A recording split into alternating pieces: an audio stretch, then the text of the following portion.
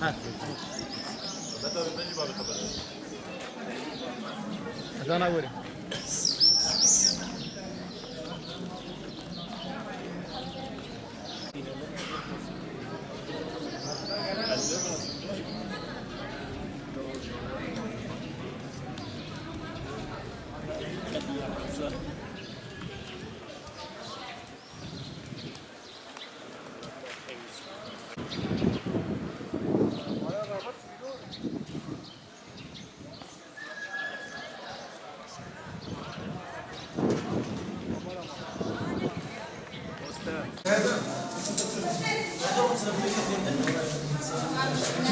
Şimdi getirdin getirmedin.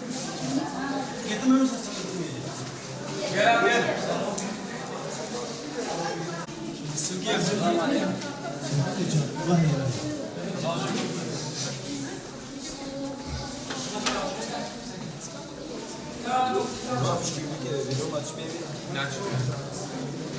Abi. Kimliğin ablasını yapıştır. Var değil mi? Telefonu bir var. Tamam hadi. Telefon. Telefonlar teslim eden lütfen.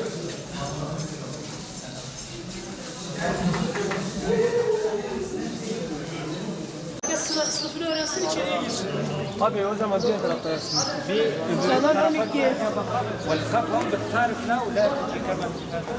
Diğer tarafa asılmış, diğer tarafa.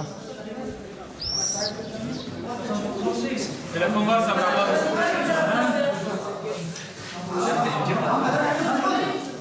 Salon kaç yazıyor?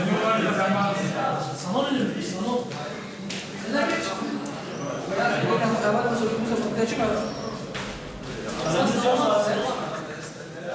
Salon kaç yazıyor? Salonda mı?